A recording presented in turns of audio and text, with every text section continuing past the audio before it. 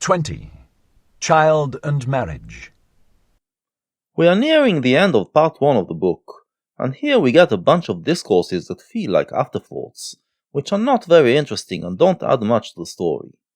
This discourse, Child and Marriage, is a good example. I find this sequence of chapters to be a bit boring, but we have to get through it to arrive at the more interesting parts. So let's dive in. I have a question for thee alone, my brother. Like a sounding lead, cast I this question into thy soul, that I may know its depth. Thou art young, and desirous child and marriage. But I ask thee, art thou a man entitled to desire a child? We heard this rhetoric before, in the discourse titled The Way of the Creating One. There, he said that not everyone is entitled to go out on his own, become an individualist and creator. You have to accumulate some knowledge and some spiritual forces before you secure that privilege. Here, he makes it more specific. It's not just any creation, but the creation of life. Before you create a child, you have to become entitled to it. Art thou the victorious one, the self-conqueror, the ruler of thy passions, the master of thy virtues? Thus do I ask thee. Or doth the animals speak in thy wish, and necessity, or isolation, or discord in thee? To be worthy of creating a child, you have to achieve all the things he preached until now. Then you create life out of the fullness of your soul, out of the wish to create. If you don't go through the process, your procreation will be an expression of your animal side. It will be a way to escape yourself and your loneliness, and that is not a good reason to have a child. Needless to say, if we follow Zarathustra's advice here, the human race will soon perish, because there will be very few people having children. He knows this, and knows that most people will continue to procreate for the wrong reasons, but he tries to at least get some of us to do it the right way. I would have thy victory and freedom long for a child.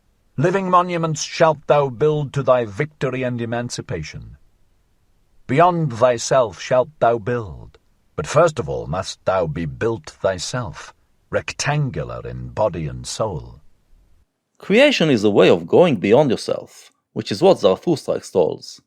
A child is one way to go beyond yourself, to extend yourself and make yourself bigger. If you do it after you overcame challenges and thus became a unique individual, your children will be monuments to your victories.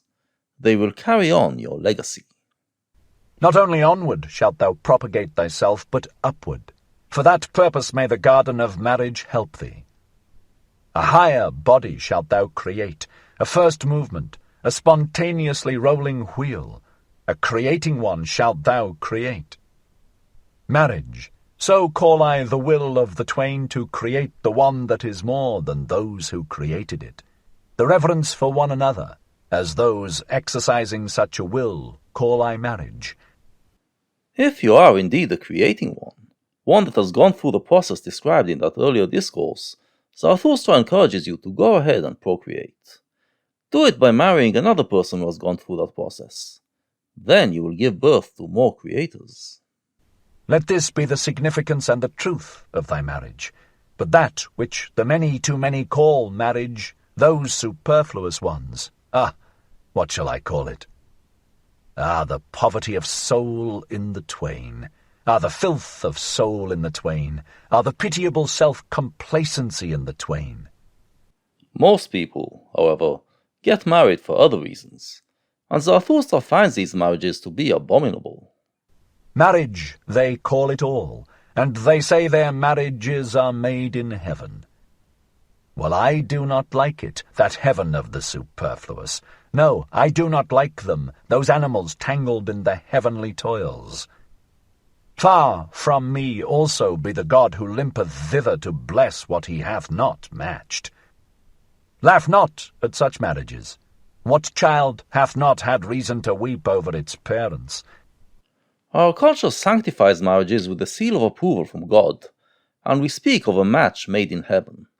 But Zarathustra regards it as a way to conceal the fact that there is not much content to this union.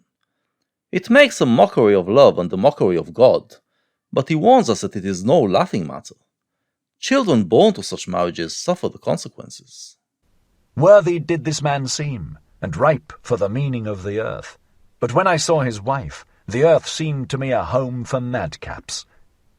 Yea, I would that the earth shook with convulsions when a saint and a goose mate with one another. Now he talks about the case when only one of the partners is worthy of a child. Being Nietzsche, he of course makes it the man. But we can deduce from that women can be worthy as well. In any case, he sees it as an unholy matrimony, which drags the worthy man down, and will not produce worthwhile children. This one went forth in quest of truth as a hero, and at last got for himself a small decked-up lie. His marriage, he calleth it. That one was reserved in intercourse, and chose choicely. But one time he spoilt his company for all time. His marriage, he calleth it.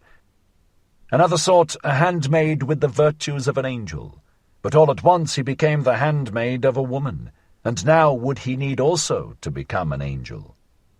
He follows it with some examples of how good men ruin themselves by marrying the wrong women.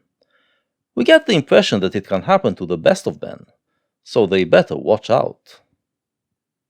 Careful have I found all buyers, and all of them have astute eyes, but even the astutest of them buyeth his wife in a sack.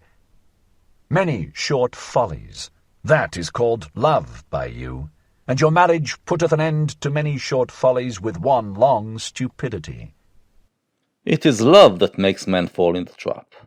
But love can be folly, and you should beware of it.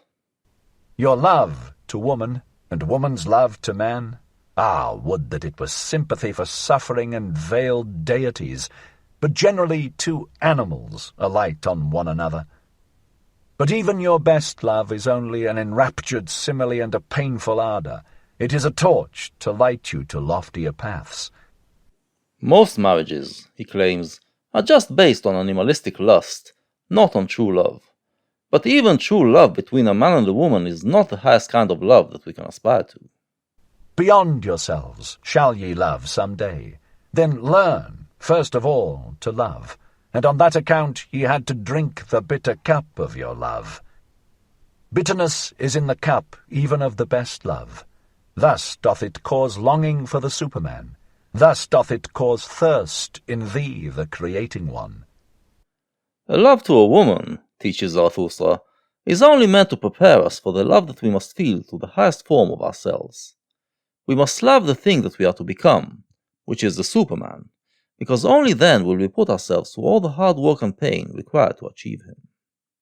Thirst in the creating one, arrow and longing for the Superman. Tell me, my brother, is this thy will to marriage?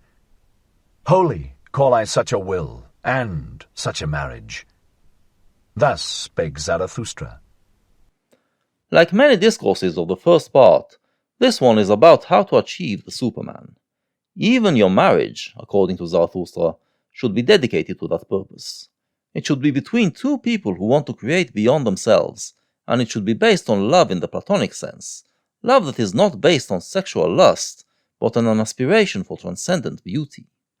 This type of marriage helps to instill in you the power of love for a higher type of humanity, love that will help drive you to surpass yourself. A child that will be born out of such marriage will be a stronger type of human, a type that will take us one step closer to the Superman.